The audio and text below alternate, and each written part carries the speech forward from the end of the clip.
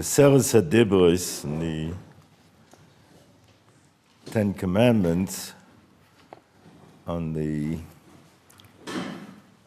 mitzvah of Shabbos, the prevention of doing any kind of malacha. Moment we'll get to try and get a handle on what's meant by malacha, creative endeavor. The pasuk says, "Lo sase kol malacha ato b'ncha v'decha avdecha mosa mercha gesher shebesharecha." Don't do malacha. It's coming week's parsha. It says, "Sheshis yomim te'osa malacha." 6 days the work should be done. It's reflexive. It should be done. V'yom hashvi yeh lechem kodesh shabosan Hashem. Kol osa malacha mos yomos. Also, we have in previous parsha teyosa malacha. Here it says yeosa, there it says teyosa. In the previous parsha, the work will get done.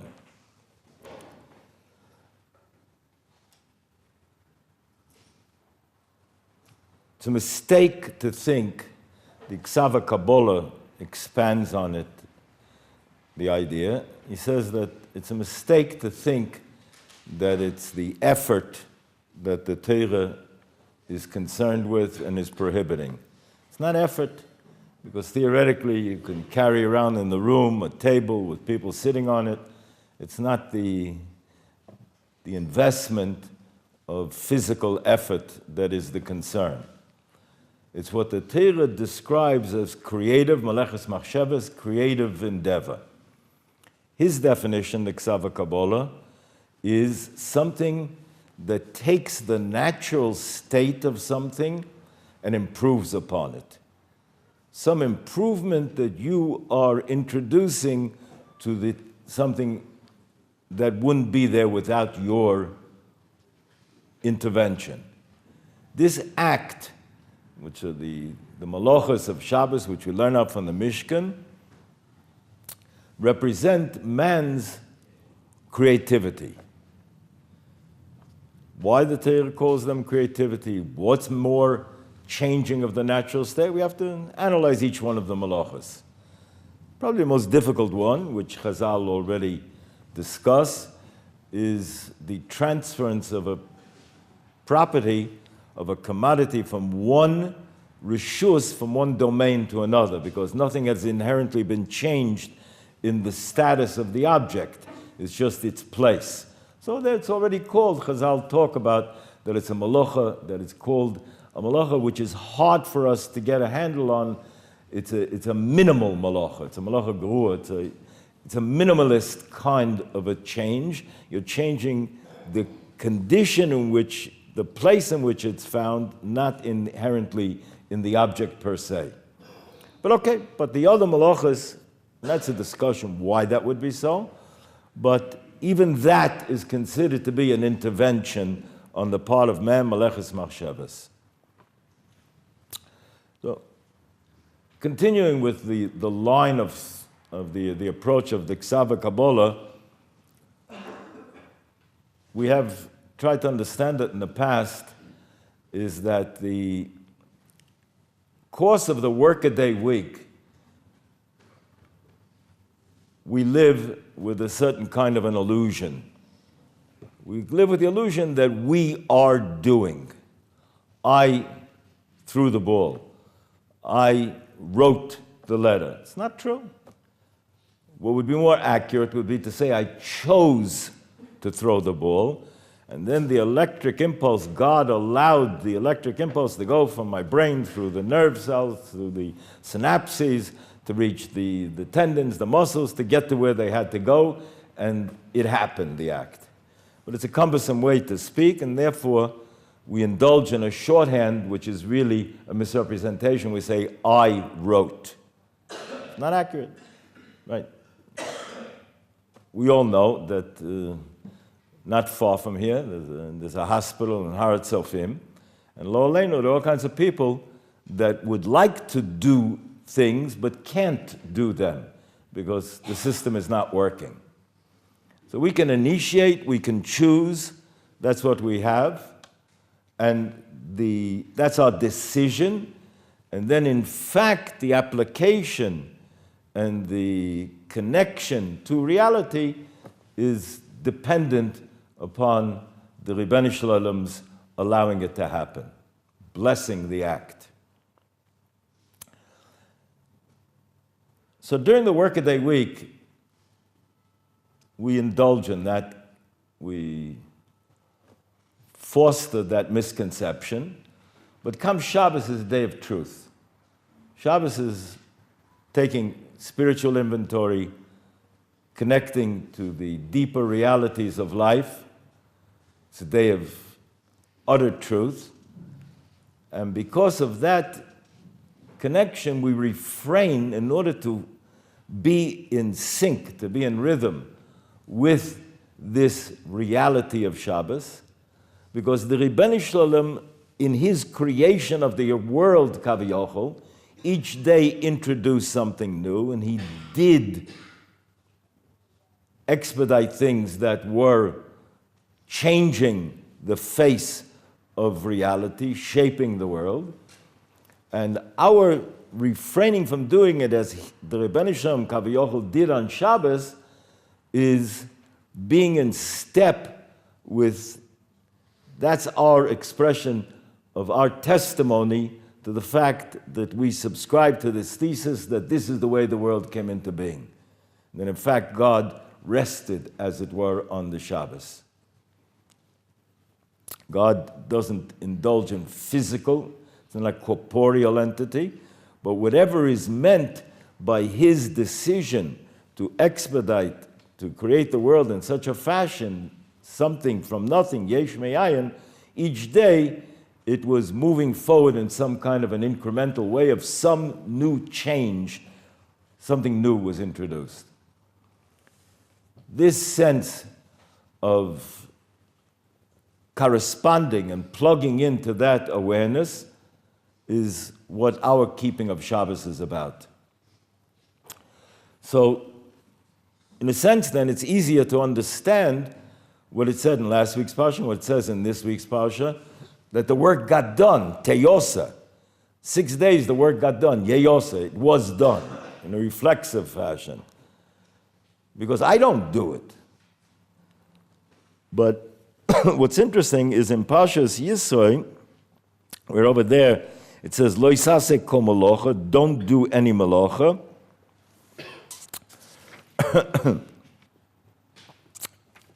It begins with Sheshes Yomim Tabad Basiso Kol Malachtecha. Your portion, it's with a sense of that which pertains to you, the going through the motions of doing that, but you're not achieving the malacha, you're not achieving the work. You're doing that portion which is shaykh to you, the maleches machshavas. But when I'm standing back now and I'm talking in the context of all of Klal Yisrael, and each has his contribution to make, then I look at it in a more global fashion. I'm looking at it that this is the reality, that 6 days the work will get done. You tried to do whatever you tried to do. Sometimes you succeeded, sometimes you didn't. You went through your motions of your effort. But now on Shabbos, understand that the reality is that the work got done because the Ribono Shel Olam blessed it and made it happen.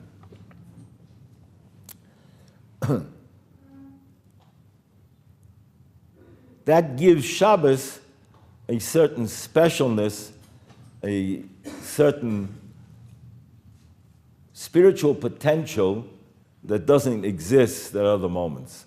There's less static on the broadcast, on the message, that's frustrating it. We hear more clearly, we see more clearly, we have a sense of plugging in. That's why we have many sources that indicate that Torah that is learned on Shabbos penetrates more deeply. Things that couldn't be understood during the week can be understood on Shabbos. Many sources as recent as the Chazon Ish who would say that something that's learned on Shabbos penetrates more deeply into the understanding and into the neshama. Why? Because we're in touch with the reality that man elects to do, man has bchira, he chooses, but the making it happen, that's a brocha, it's a blessing from HaKadosh Baruch Hu. We've suggested in the past that the consistent with that is the idea that the differentiation between a Talmid Chochem and a non-Talmid Chochem on the trustworthiness of certain foods and whether or not they have been tithed or not tithed, whether the mice has been taken, the question of demise, something as a suffix. But an Am HaOretz, somebody who's ignorant, and during the week he may not be as trustworthy, but on Shabbos he gets upgraded. He gets upgraded to another level of nemonos, because he's now, if he's keeping Shabbos, he's also plugged in to a deeper reality. And what he may not intellectually and academically have gotten to the point of understanding, spiritually, he's gotten there through the connection to Shabbos. So, those of us who have had the schus, the privilege of being in the special environment of Shabbos, know and testify to the fact that there's a sense of simcha and oneg that we feel on Shabbos. And we sense it as a day of liberation, not as a day of heaviness and restriction. Even though there's a long list of things not to do and certain things to do, yet it would seem to be counterintuitive that on Shabbos, those people who keep Shabbos and keep it consistently and keep it meticulously have a sense of joy in the keeping of Shabbos. It's an invigoration, it's a sense of liberation. It would seem to be that the converse should be true. But if I am dependent upon my actions and I expedited it, if that was the case, the mistaken case was the real case, so then I'm limited to what my talents are, what my abilities are. But if it's the Rebbeinu Shalom that does, so then who knows what the limitations are? I've suddenly freed, I've lifted the lid and opened up to all new dimensions and possibilities that I can transcend what seem to be my limitations. Kleyoka talks about the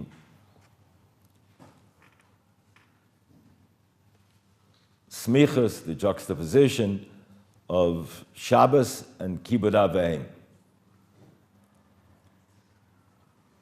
Why those two mitzvahs? It's a Shaolin of itself. We've talked about is that why Kibbud Av V'Hem finds itself in the Bein Odom L'Mokom mitzvahs, the first 5. But put that aside a moment. Kleyoka points out that Shabbos, the Rebbeinu Shalom ceased introducing, as it were, new variables. This chiddush, this sense of chiddush each day. From Shabbos forward now, what's going to happen is the resources that exist will have to be arranged, partnered, mated, that's all going to happen from within the pool that has been created on the first 6 days. So, were it not for the fact that Shabbos was introduced and there was a cessation, there was a shvisa, there was a cessation of introducing real newness in the sense of something that hadn't been, but from this point forward, the world is going to work within the confines of the resources, this reservoir of potential. If were that not so, the Rebbe Shalom would keep creating new people. Then we don't have a father-mother relationship. It's only because now the Rebbe Shalom said, okay, here's Adam, here's Chava, and now there's going to be a world which will be populated by their progeny from this point forward. There's not going to be introduction of new creations. So Kibbut Abayim is a function of Shabbos. The fact that there will be this relationship to parents is directly linked and is an outcome, as a consequence of the fact that Shabbos, the Rebbeinu Shalom, was Shavos B'Yom HaShvi. So there's this connection. Not accidental then, that Chazal will point out that we have a psukim that admonish us to have respect for parents, and it's contrasted with except if they say to you to break Shabbos, because that would be the ultimate ingratitude, because the relationship to parents is contingent upon Shabbos. So then it would be a very dramatic message to have this idea communicated to us through the Shabbos Kibbut Ava relationship.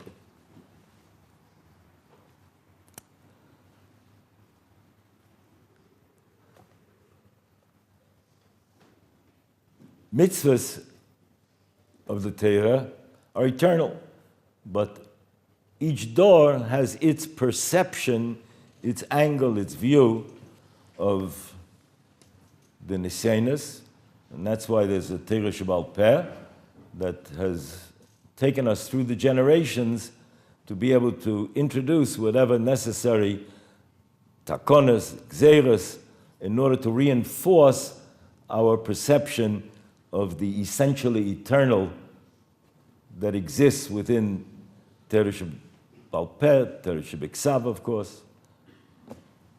The principles are there, the applications, depending on whether or not it's legislation for all of Klal Yisrael, it's just for a local Bezdin. So we have to learn the halachas and understand that this massive achievement of Klal Yisrael staying together as a halachic community, and when we say stay together, we mean it's the halachic community that has stayed together as a nation, because others, as they've become acculturated, tend to be, there's at least a reduction, if not a disappearance, of their Jewishness. Shabbos, in each place and each time, has been an opportunity for Klal Yisrael to come together. During the course, the psalmist says, "Hine matov manoyim sheves achim gam yachad." People come together, the camaraderie creates a certain sense of exhilaration and reinforcement for each one of us. Might say that Sheves is also Shabbos. Shabbos is, by refraining from doing the Lamed Tes Malachos, Jews stop competing with each other. During the workaday week, we compete.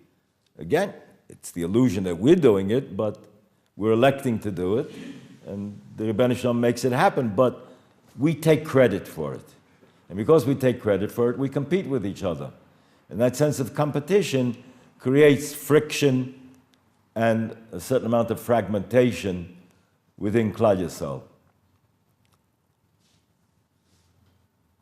Shabbos is a moment of, that's when Klal Yisrael comes together. There's an achdus.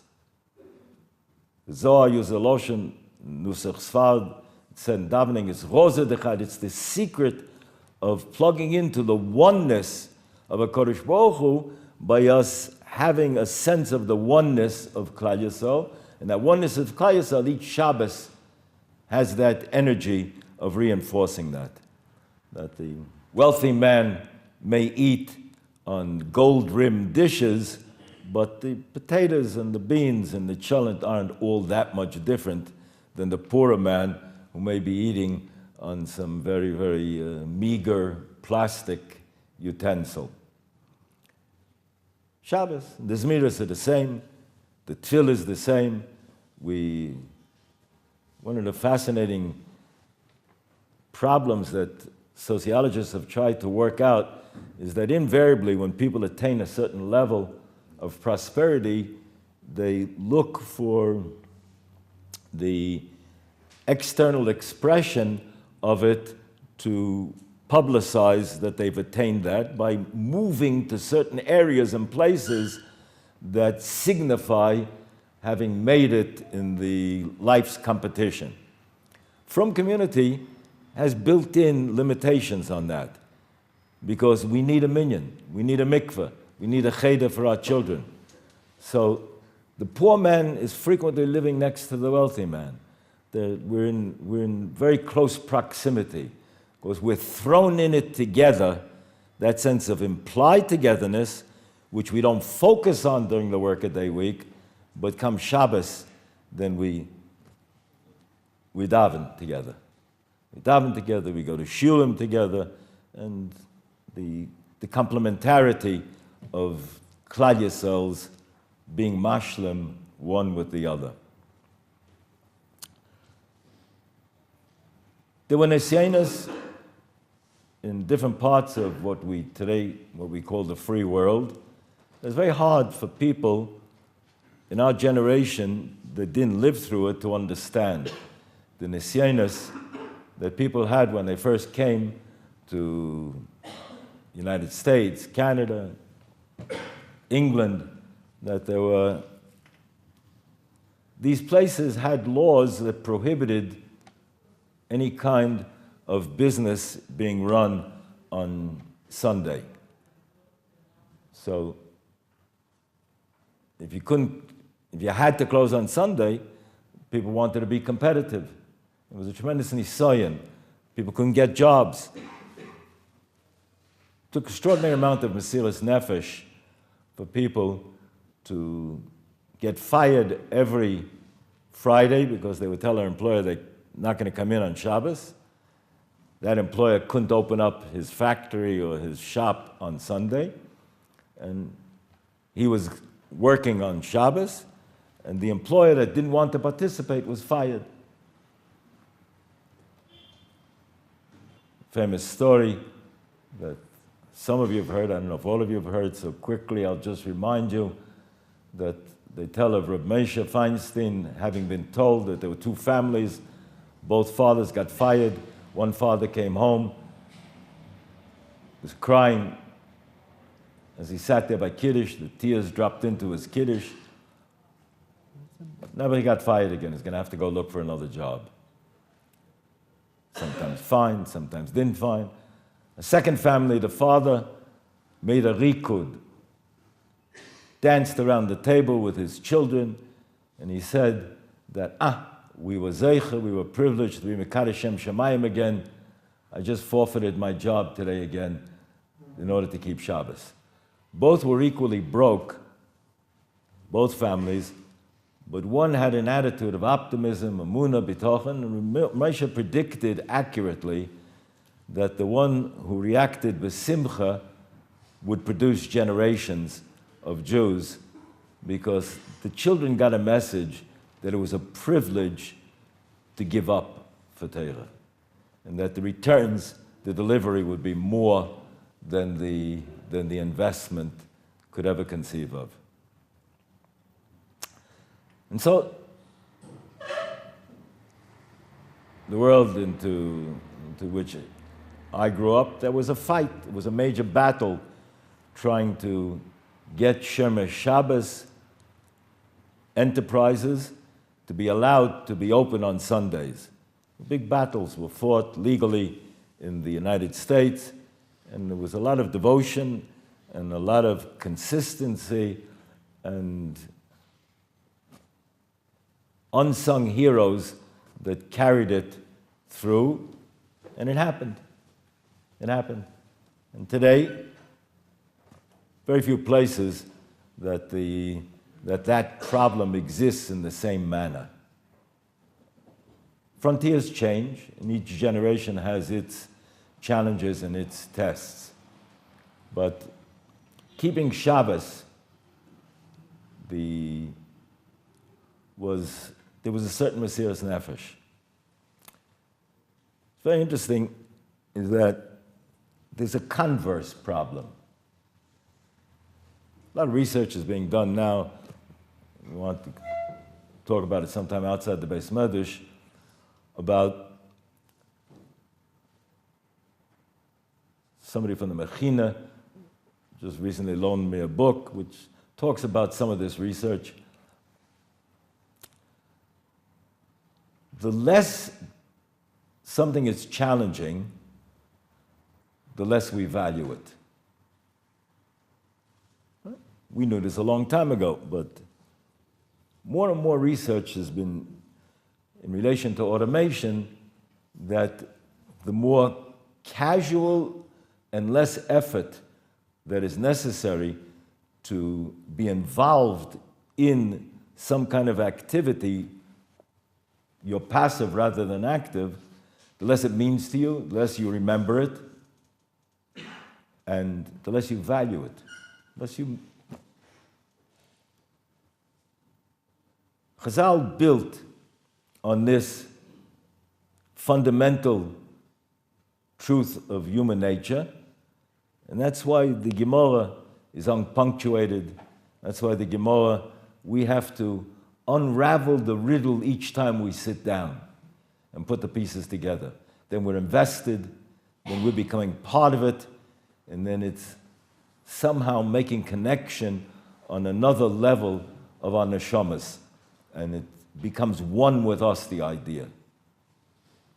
I've seen research that done by universities in Eretz Yisrael of children in Cheder that did not learn formal mathematics after 8th grade. And then they were involved in learning, Torah learning, Torah Shebaal Peh. Then later, some of these Avrechim started learning maths and sciences. They were invariably, it took them a little time to put together some of the technical aspects that they were missing. But that happened very quickly. But in terms of ability to analyze problems and to read critically, they were light years ahead of those who had gone and knew by rote much of the information, but they didn't know how to put it together, nor could they analyze it in depth. It's all the difference in the world. Each door has its challenges. I sometimes think that in our door, the fact that we don't have to be Mesa Nefesh in the same fashion for Shabbos, maybe that's the nesoyin of our door. Because it's so easy to keep Shabbos, then it challenges us less. There's less passion that comes to the fore. There's less excitement and sense of inspiration. Don't have that same threat of those families that Ramesha talked about that got fired every Erev Shabbos. Yeah? Could take it to court tomorrow if they tried to force me to work on Shabbos in most free countries in the world. There's less passion. There's less excitement. So how do we do that? How do we get that passion, that sense of enthusiasm? Through learning Masechta Shabbos. The more we go in depth to understand the nature of Meleches Machshavas, the more we can differentiate, as the Ksava Kabbalah said, between Malacha and Avodah. Avodah is root form of the same word, Eved. Doing the mundane tasks on the most simplistic level of without thinking. Meleches Machsheves, why is it a Melech? How is it? Where does it begin? Where does it end? There's where our challenge is. Our challenge is to focus our attention. Battlefront has shifted a bit. It shifted not to threaten us with penalties financially if we don't keep Shabbos, if we do keep Shabbos, but that everything comes so easy, we lose our capacity to face up to a challenge in depth, and therefore we value it less. The meaning is less. And the only way that the transference in fact happens to move from doing something on a sleepwalking level to a level of inner personal consciousness is by connecting it to the learning. By having that flow that ironically enough and paradoxically enough, Chazal say, the Talmud is mevi lidei maisa. The learning is what invigorates, what breathes life into any action. Because the action can be done on a simple routine level without excitement and enthusiasm. Perhaps that's the primary challenge, and it's the sense of focus on making that connection. When I think back of that generation, that they helped facilitate making the transition, because their Mesiras Nefesh was something that was obvious, dramatically obvious, that what they gave up in Parnosa to keep Shabbos. And our challenge is, the nisayon for us, is how to stay focused in a thoughtful manner to do what has to be done so that we get beneath the veneer, beneath the surface, and penetrate to the depth, to the core, to the neshama of the act. Not just the external garb of the act, but the neshama of the act.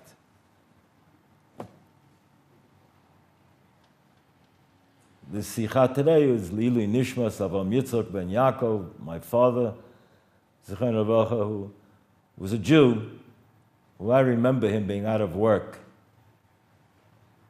in order to keep Shabbos. That was his Mesiras Nefesh.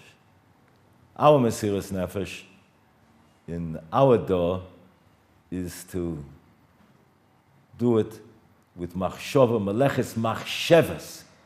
We should think about the nature of what that says about us, who we are, where we are in the world, in history, and our relationship to the Ribbonish Shalom that we're giving testimony to by keeping Shabbos.